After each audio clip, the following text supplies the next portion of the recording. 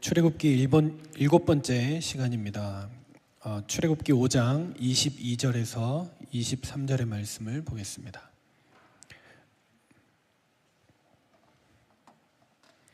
출애굽기 5장 22절로 23절.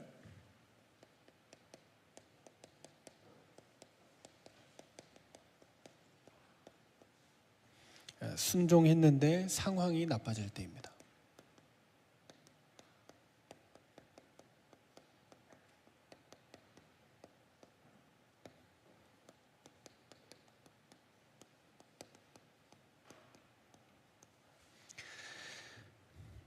자, 한 절 한 절 교독하겠습니다. 제가 먼저 봅니다. 모세가 여호와께 돌아와서 아뢰되 주여 어찌하여 이 백성이 학대를 당하게 하셨나이까?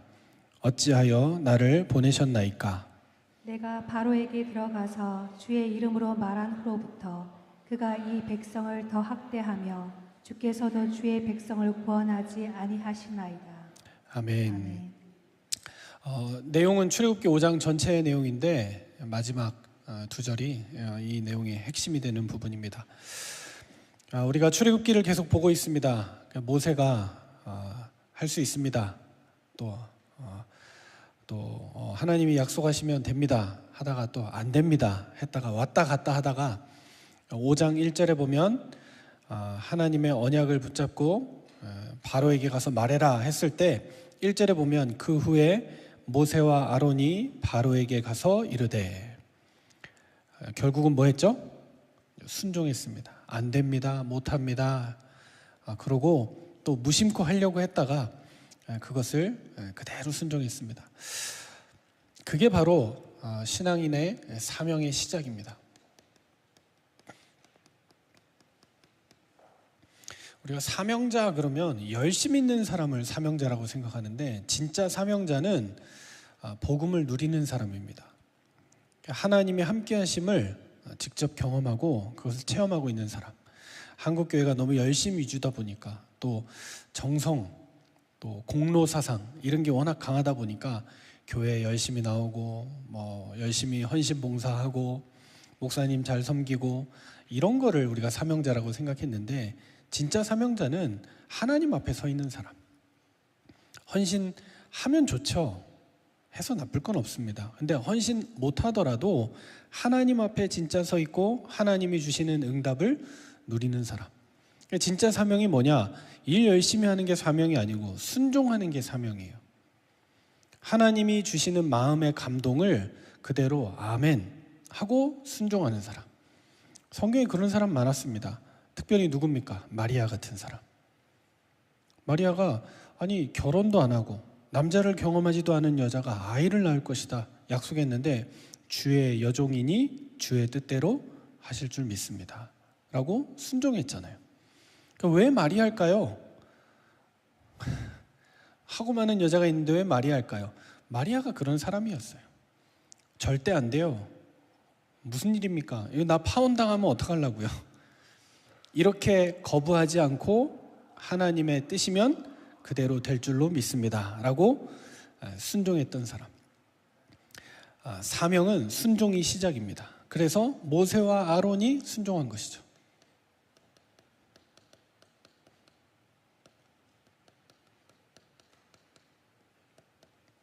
1절에 가서 말하라 그랬더니 토를 달던 사람이 안 됩니다, 못합니다, 제가 누군지 알면서, 내가 어디서 왔는지 알면서 하나님 어떻게 이거 나보고 하라 그럽니까? 1절에서 3절에 보면 나옵니다. 모세와 아론이 그 모든 걸 다 제쳐놓고 모세가 그대로 이제 순종하기 시작합니다. 가서 이르되 뭐라고 얘기하죠? 이스라엘의 하나님 여호와께서 이렇게 말씀하시기를 내 백성을 보내라. 그러면 그들이 광야 앞에서 내 절기를 지킬 것이다. 야, 하나님의 백성이니까 하나님이 내보내라고 너한테 가서 전하라 그랬어. 이것도 참 재밌지 않습니까? 모세의 꿈에 나타나서 7년의 흉년과 7년의 풍년을 보여주셨던 하나님이 바로가 직접 꿈꾸게 해서 번민에 휩싸이게 하면 쉬울 것을, 바로가 야, 모세 좀 불러와봐, 내 꿈을 해석해야 돼 라고 하면 쉬울 거잖아요. 요셉 때는 그렇게 하셨는데 왜 이제는 반대로 가서 꾸역꾸역 가서 말해줘라. 정확하게 말한 거 한마디도 틀리지 말고 가서 말해라. 왜 이렇게 하실까요? 3절에는 보면 이렇게 나옵니다. 그들이 이르되 히브리인의 하나님이 우리에게 나타나셨은즉 우리가 광야로 사흘길쯤 가서 우리 하나님 여호와께 제사를 드리려 하오니 가도록 허락하소서. 가서 순종은 하는데 모세와 아론의 마음에 뭐가 있어요? 너희의 하나님은 아니고 히브리인의 하나님, 그러니까 우리 하나님이 우리한테 이렇게 얘기하는 거야. 이 수준에 걸려 있는 거죠. 그도 이해되는 게 바로가 누굽니까, 여러분? 당시 세계 초강대국의 대제왕. 왜 미국의 대통령이 뭐 관세를 올렸다 내렸다 막 난리를 치는 겁니까? 이민자 쫓아내라 하고 난리를 치는 겁니까? 왜 그래요? 세계 최고 국가의 수장이니까 내 맘대로 하겠다는 거예요. 싫으면 꼬우면 빠지든가. 갑질을 막 하는 거죠. 초대형 갑질을 하는 거죠. 자기들이 최고인 줄 알고. 이 시대로 따지면 바로가 누굽니까? 그런 사람이에요. 바로 맘대로 해요.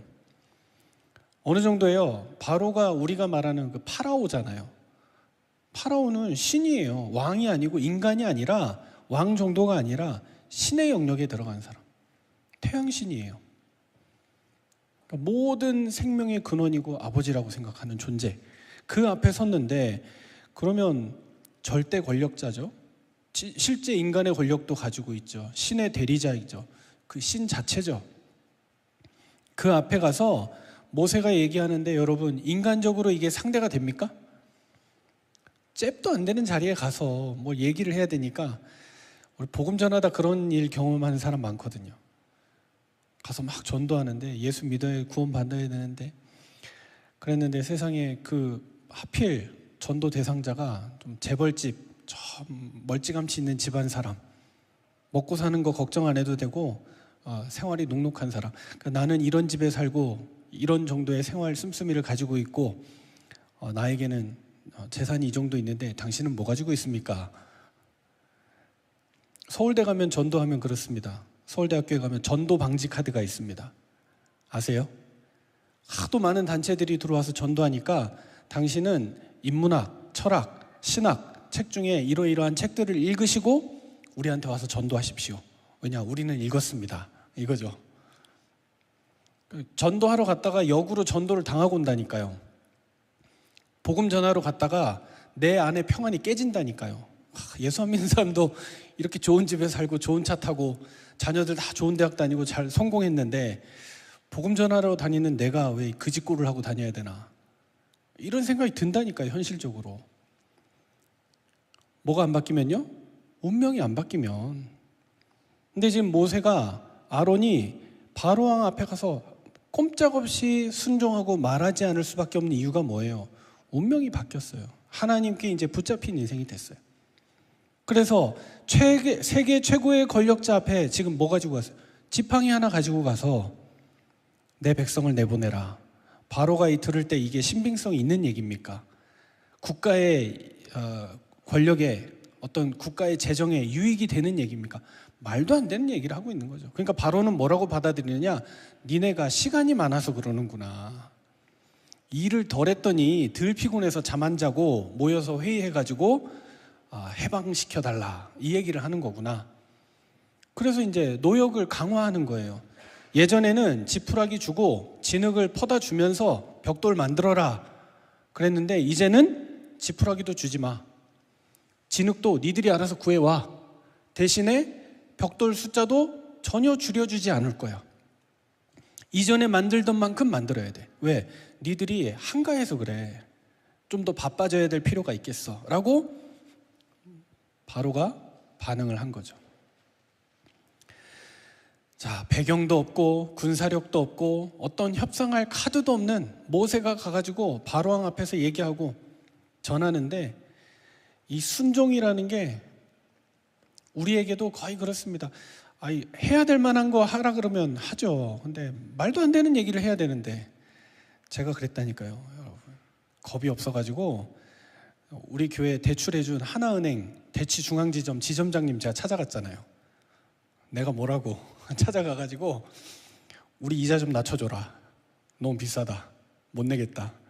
그리고 많이도 아니니까 100만 원이라도 깎아주면 그거 가지고 우리 애들 교회 학교 오는 아이들 간식 사주고 과자 사주고 싶다. 근데 이 말이라도 하고 싶어서 왔다. 쭉 다 얘기를 했죠. 그러니까 여러분, 숫자로 움직이는 사람들이 감정에 호소하면 듣습니까? 자기들 이익인데 그거를 손해볼 사람이 어디 있습니까? 근데 결론적인 거 딱 다 얘기하고 나니까 그분이 그러시더라고요. 목회자가 이렇게 와서 얘기한 경우는 처음이었다. 저는 많을 줄 알았어요. 목사님이 와서 교회를 위해서, 후대들을 위해서 코로나 때 교회가 제일 많이 피해를 입었는데 그 중에 다음 세대들이 제일 상처를 많이 받았는데 이 아이들을 우리가 키워야 되겠습니다. 살려야 되겠습니다. 도와주십시오. 이거에 감동이 됐다. 그러면서 두 번째 한 얘기가 뭐냐? 사실은 나도 교회 권사다. 그러면서 세 번째, 솔직하게 말하면 옛날에는 은행장들이 뭐 밥 얻어먹고 뭐 선물 받고 리베이트 받으면서 이렇게 해주고도 했는데 지금은 다 법적으로 없어져서 본사에서만 뭐 이자를 낮추는 권한이 있다. 그런데 은행장의 재량으로 본사에다가 올려서 이렇게 처리할 수 있도록 해주겠다. 아무것도 없는 제가 젊고 뭐 가서 뭐 말할 것도 준비해 간 것도 아니고 그냥 기도하면서 갔어요. 일단 살아야 되니까. 그렇게 가서 말했더니 이게 하나님 역사하시니까 진심이 통하고 또 사실을 전달하니까 그렇게 받아들여지고, 지팡이 들고 순종하나 했는데 바로가 그렇게 변화되고 응답받고 이랬던 부분들, 저처럼 바로가 그랬구나, 하나님의 백성인데 노역을 하고 있구나, 고역하고 있구나, 예배드리러 가야지, 이렇게 해주면 모세가 얼마나 힘났겠어요. 저하고 반대 방향, 안 된다고, 이자를 더 내야 된다고, 지금도 싸게 하고 있는 거라고, 올릴 거라고, 이랬으면 모세가 낙심하지 않았겠어요? 저는 왜 하나님이 그렇게 해주셨느냐, 너무 불쌍하니까 너무 불쌍하니까, 부도난 교회에 와서 젊은 교육자가 너무 고생하니까 은혜 받으라고 하나님이 도와주신 것 같습니다. 모세는 반대의 경우였습니다. 아니, 노예살이 해서는 안 되는 하나님의 백성이잖아요. 하나님의 백성이 왜 남의 것 빌려서 사는 것도 불쌍한 건데 남 밑에서 일하고 있다니까요. 그것도 안 믿는 불신자 밑에서. 참 황당하죠. 고달픈 현장입니다. 근데 2절, 4절, 8절까지 보면 바로가 반응이 그거예요. 뭔 소리 하는 거야 지금? 니네 지금 한가해서 쉬는 시간이 많아가지고 그렇구나. 또 니네가 백성들이 많으니까 그렇구나. 아예 기록원들에게 만들어서 게으르게 하지 말고 더 열심히 수고하고, 9절에 이야기하죠. 9절에는 그 사람들의 노동을 무겁게 함으로 수고롭게 하여 그들로 거짓말을 듣지 않게 하라. 니네 지금 거짓 선동을 듣고 나와가지고 나한테 와서 항의하는 거야. 바로가 그렇게 반응했습니다.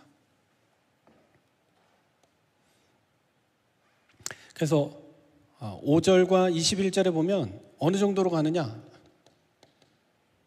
이게 풀려나지 않고 순종했더니 오히려 안 하니만 못한 상황이 됐어요.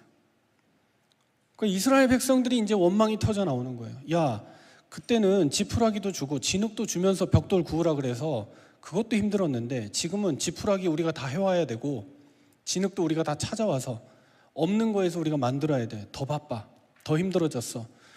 백성들의 원망이 훨씬 커진 거죠. 모세가 얼마나 미안했을까요? 도와주려고 한 건데 오히려 더 힘들게 했으니까요. 그것만 뿐만이 아닙니다. 이제 모세에 대한 불신이 커지는 거예요. 아니, 지도자로 세워서 뭐 좀 해보라고 하나님이 했다고 그러더니 모세가 한 게 이거야? 우리한테 유익할 줄 알았더니 오히려 이거 더 불편하잖아. 지금 더 힘들잖아. 더 번거롭잖아.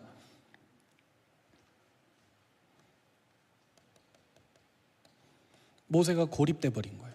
하나님은 하라고 하지, 바로는 안 된다 그러지, 백성들은 원망하지. 어떻게 해야 됩니까? 답답해서 모세가 지금 22절 23절에 하나님 앞에 가서 이야기하는 겁니다.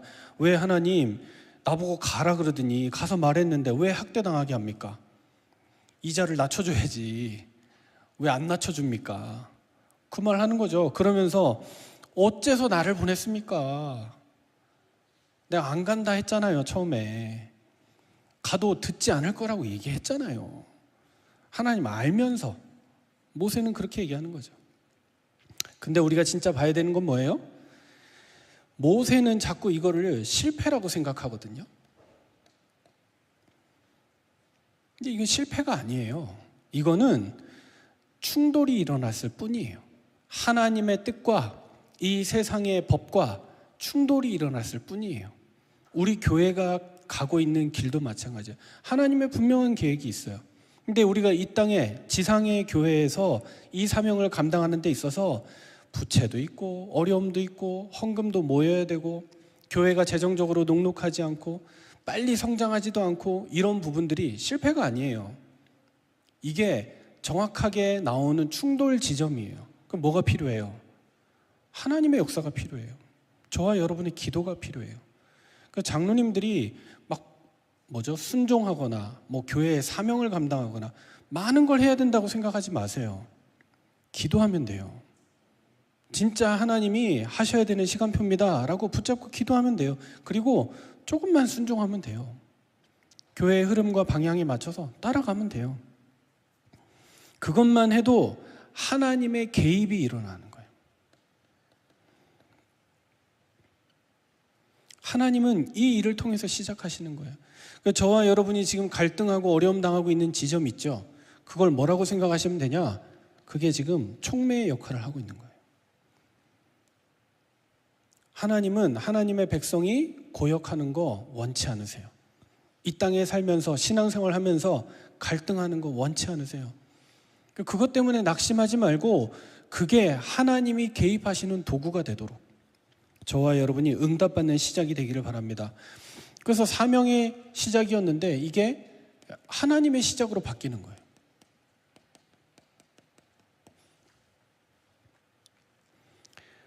겉으로는 실패해 보였죠? 모세도 지금 그 기도하고 있는 거예요. 바로한테 가서 뺨 한 대 맞고 백성들한테 반대쪽 맞고 양쪽이 얼얼해가지고 하나님 앞에 서서 안 간다 그랬잖아요. 시키는 대로 했는데 이게 뭐예요? 지금 그 원망하고 있는 거예요. 그런데 그때 겉으로는 실패한 것 같았는데 이게 진짜 시작이었어요.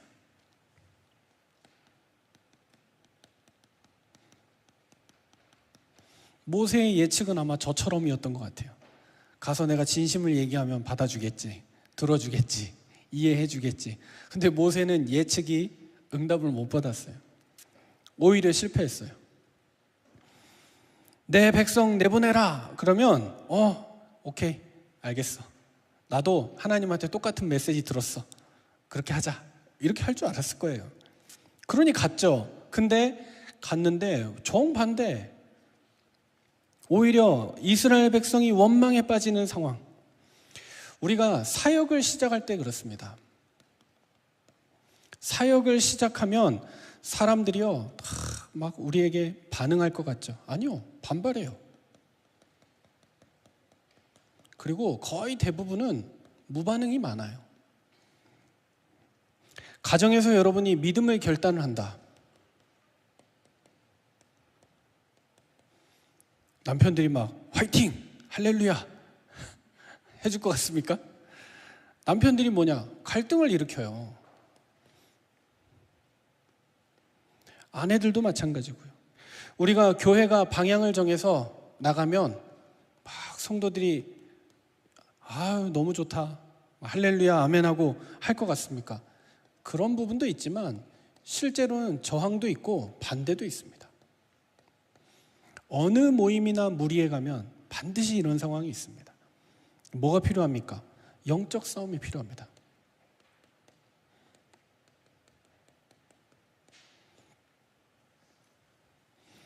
모세는 아마 그냥 순수하게 예측했던 것 같아요. 그러니까 하나님이 하라고 하니까 하고, 가서 욕먹으니까 하나님 앞에 또 원망하고, 뭐예요? 조그만 인터벌의 시간이 없어요. 조금 시간을 기다리고, 그런 과정 가운데 하나님의 뜻이 뭘까? 하나님의 계획이 뭘까? 혹시 내가 연약한 부분은 뭘까? 내가 인도받지 못하는 부분은 뭘까? 지금 이게 없는 상황이에요. 여러분 간 자리 막 기대에 부풀어서 갔잖아요. 가서 보니까 쉬워요? 어려워요? 어려워요. 뭐가 필요해요? 영적인 싸움이 필요해요. 어떤 시간까지? 하나님이 시작하시고 하나님이 개입하시는 순간까지. 믿음의 싸움을 싸워야 됩니다. 종이에 두 번째 모세에 하고 없죠, 글씨가. 제가 이거 쓰다가 잠깐 졸았나 봅니다. 원래 모세의 질문인데 너무 깜짝 놀랐습니다. 이 글이 없어져가지고. 모세가 질문을 하죠. 22절에 뭐라고 합니까? 어찌하여 나를 보내셨나이까? 이럴 거면 왜 나보고 가라 그랬어요? 지금 모세가 하는 질문이에요. 반드시 가서 얘기하면 어느 정도 저항도 예상했겠죠. 너 어디 가서 사고 쳐놓고 이제 와가지고 내가 그때 일 기억하고 있다 부터 시작해서 여러 가지 예상하고 갔을 겁니다. 근데 모세는 뭐라고 생각하냐? 길이 열릴 거라고 생각했을 거예요. 어떻게 되든 될 거라고 생각했을 거예요. 근데 안 되는 거예요. 안 되기는커녕 허락 못해가 아니라 고역을 더하게 만들고, 이 백성들이 더 어려움에 빠지니까 모세 입장이 진짜 난처했겠죠. 그 현실이 정반대가 되니까 모세가 할 말이 없는 겁니다. 그래서 어찌하여 나를 보내셨나이까? 23절에는 내가 바로에게 가서 주의 이름으로 말한 후로부터 그가 이 백성을 더 학대합니다. 주께서도 주님의 백성을 구원하지 않고 계시지 않습니까? 모세는 뭐라고 얘기합니까? 완전히 낙심해버렸어요. 하나님도 구원 안 하시잖아요. 지금 반응 안 하실 거잖아요. 여기에 딱 걸려버렸어요. 근데 참 이게 놀랍습니다. 다음 장 한번 보시겠습니까? 출애굽기 6장 1절.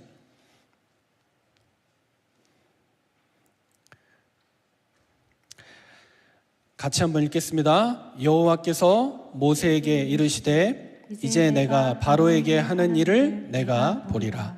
강한 손으로 말미암아 바로가 그들을 보내리라. 강한 손으로 말미암아 바로가 그들을 그의 땅에서 쫓아내리라. 아멘. 하나님이 모세와 아론에게 다시 말씀하세요.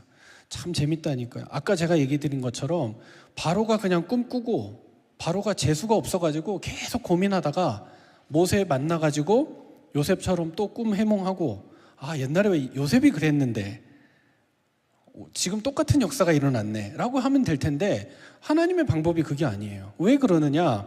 하나님은 하나님의 백성, 즉 교회와 함께 일하기 원하세요. 저와 여러분을 통해서 일하기를 원하세요. 지금은 모세를 통해서 직접 보내서 바로에게 말하고, 바로가 반응할 때, 거부할 때 하나님이 개입하셔서 일하기를 하나님 원하시는 거예요. 그래서 우리가 그 은혜를, 말씀을 저와 여러분의 사명으로 붙잡아야 되는 시작이 되는 거죠. 뭐라고 얘기하십니까? 하나님이 얘기해요. 내가, 이제는 네가 아니고 내가 바로에게 하는 일,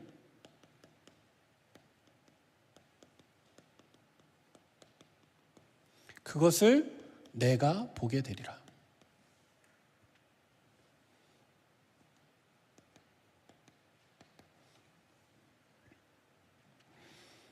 낙심한 모세에게, 낙심한 이스라엘 백성에게 그 모든 것들을 뚫고 나오는 하나님의 선언.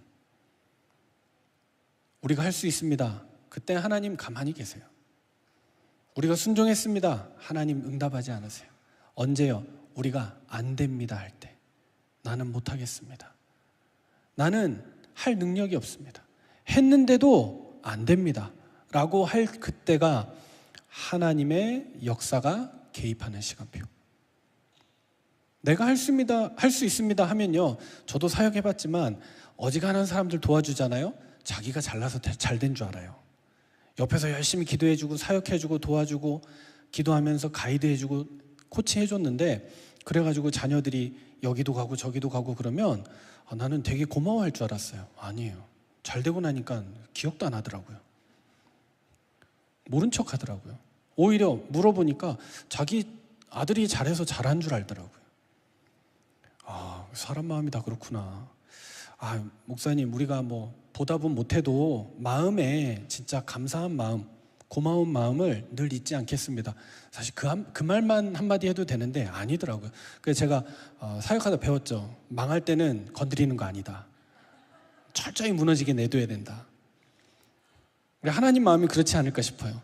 어지간한 마음에 막 연민의 생각이 들어서 막 가서 도와주고 붙잡아주고 기도해주고 막 이렇게 하면 그게 아니에요. 그 사람이, 그 자녀가 잘 되면 다행이죠. 또 무너져요. 왜냐? 이 기준이, 체질이 안 바뀌었으니까, 운명이 안 바뀌었으니까. 응답 받으면 자기가 잘해서, 자기가 준비가 잘 돼서, 그럴 만한 자격이 있어서 된 거라고 생각하더라고요. 전혀 우리가 생각하는 거하고는 반대 방향이에요. 하나님께 감사하고 교회에 감사하고 우리 기도해주고 옆에서 마음 써준 교육자들에게 감사하고, 아니더라고요. 뭐 몰라줘서 서운하냐, 그게 아니라 망할 때는 철저히 놔둬야, 쥐포처럼 저 바닥에 내려가야, 그때라야 뭡니까? 와서 도와달라, 와서 기도해달라, 와서 붙잡아달라. 그때가 하나님의 은혜의 시간표일 수도 있겠다. 똑같이 마찬가지입니다. 낙심한 그 상황 가운데 뚫고 나오는 하나님의 응답. 모세는 왜 하나님이 바로에게 면박을 당하게 했을까요? 네가 한 거 아니다 이거죠. 이거는 너라는 인물과 너라는 인격과 너의 정성이, 너의 노력이 쌓여서 된 게 아니다. 만약에 됐으면요, 저처럼 자랑했겠죠. 젊은 목사가 가서 호소했더니 들어주더라. 그렇게 얘기하셨겠죠. 모세는 그 말도 못하는 거예요. 하나님의 은혜인지 역사인지 모르겠는데, 그러고 나서 그 권사님은 다른 지점의 지점장님으로 발령받아 가셨습니다. 김광희 목사를 알지 못하는 새로운 지점장이 나타나시게 된 거죠. 그런데도 놀라운 건 뭐냐? 하나님의 역사는 계속되고 있다. 나는 누가 있는 것 같아요. 우리 교회 뒤에서 도와주는 누군가가 있는 것 같아요. 보이지 않는 손길이 있는 것 같아요.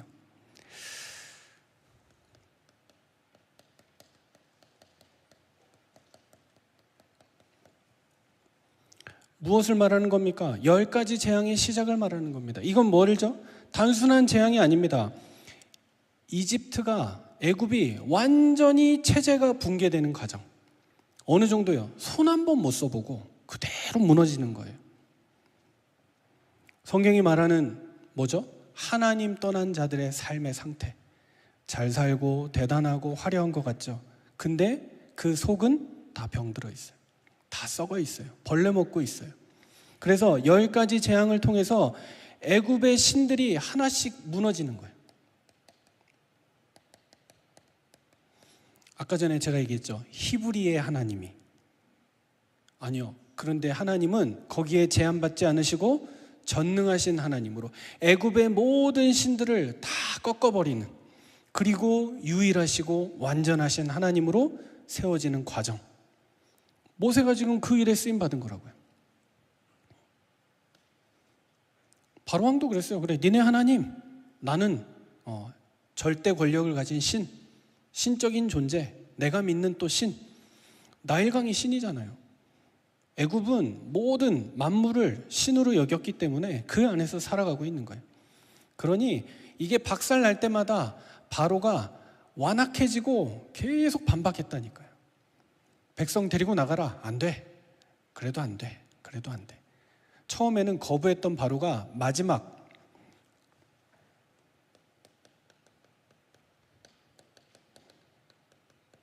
10번째 재앙이 뭐죠? 장자의 재앙이죠. 초태생, 처음 태어난 것들이 다 죽게 되는 그 재앙 벌어지니까 바로가 어떻게 되는지 아세요? 밤중에 모세 불러요. 급해가지고 불러서 뭐 하느냐? 나가라. 다 데리고 나가라. 급해지니까 처음에는 보내달라. 안 된다. 보내줄까? 하다가 또 안 된다. 안 된다. 그랬는데 마지막에 완전히 무너지니까 초태생의 재앙을 통해서 해방을 얻게 되죠. 초태생이 뭐예요? 오늘날로 치면 집안의 장남, 하나뿐이 없는 아들. 얼마 전에 누구죠? 정 권사님 장례식 갔더니 따님이 몇 명이었죠? 7명? 8명? 막내분이 아들인데 아들 낳으려고 딸을 7명인가 8명을 낳으셨더라고요. 근데 여러분, 그 집안에 만약에 그 아들이 초태생이잖아요. 남자로서 처음 태어난 아들이잖아요. 그 아들이 떠났다. 어떻게 되겠습니까? 라이트온 교회를 통해서 그 아들이 구원받은 줄 믿으시기 바랍니다. 같이 그 장례 예배 드렸는데 영접기도 하고 하나님 자녀 됐다고 정영미 권사님 얘기하시더라고요. 근데 반대로 성경 안에서는 바로의 첫째 아들이 그날 죽음을 맞이하게 됐어요. 단순히 그냥 아들이 죽은 게 아니라 가문의 시작이 끝난 거예요. 이 집안의 미래와 힘과 상속의 상징 다 사라져버린 거예요. 애굽 체제가 지속이 될까요? 바로는 멀쩡히 살아있는데 아들이 없어요.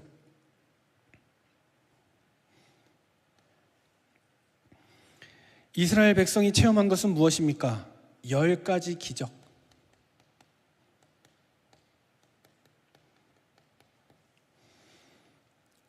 그리고 가나안을 향해 출발하게 됐습니다.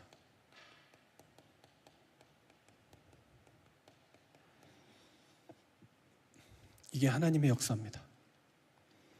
무엇을 말합니까? 초태생의 재앙, 어린 양을 말하죠. 어린 양의 피를 문설주에 바른 집마다 죽음의 재앙이 물러가고 장자들이 다 생명을 보존받아서, 반대로 어린 양의 피의 비밀을 모르는 많은 사람들은 장자들이 다 죽음에 빠지는, 영적으로 큰 흐름으로 보면 바로가 하나님의 장자인 이스라엘을 붙잡고 안 놔주잖아요. 맞죠?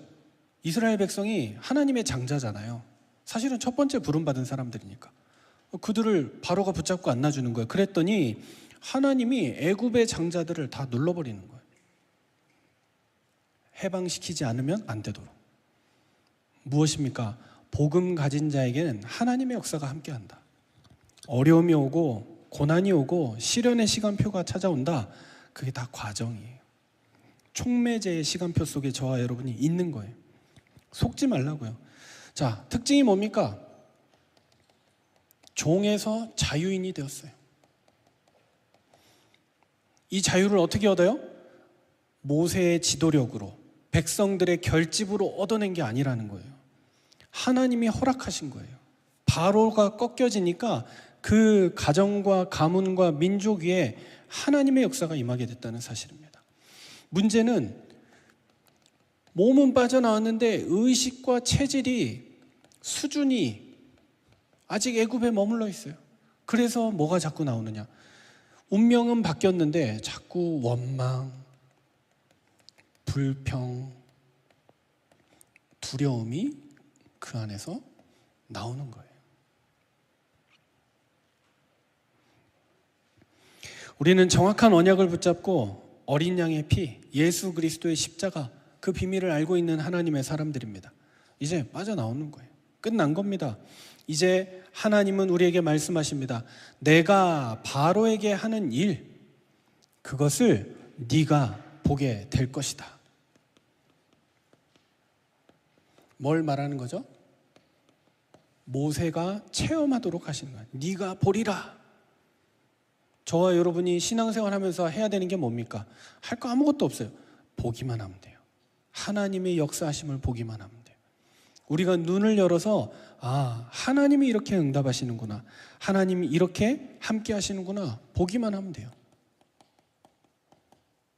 첫 번째, 운명이 변화됐다는 거 체험해야 돼요. 자꾸 내 기준으로 내 생각으로 하는 것이 아니라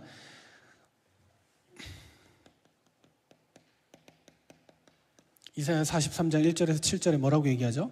야곱아 이스라엘아.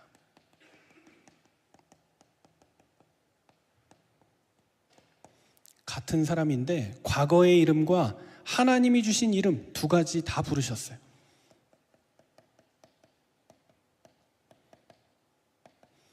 내가 너 축복할 테니까 가서 큰일 해라. 네가 복 받은 만큼 큰 증거를 남겨라. 그렇게 말씀하지 않으셨어요. 사명을 바꿔주셨는데 내가 너를 지명하여 불렀다. 그러므로 너는 내 것이다. 이게 신앙생활입니다, 여러분. 내가 하나님께 지명받았고 하나님께 부름받았다는 것, 그것을 기뻐하고 즐거워하고 노래하는 것, 그게 신앙생활이에요.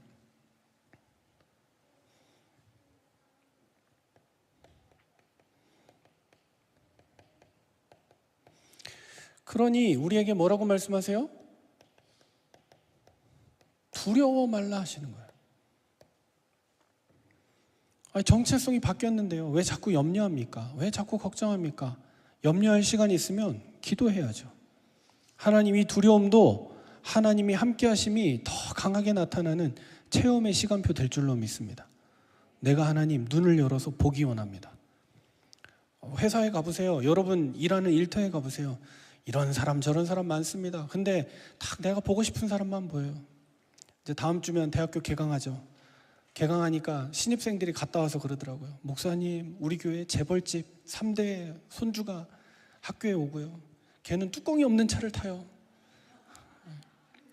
비 오는 날은 뚜껑이 필요할 텐데.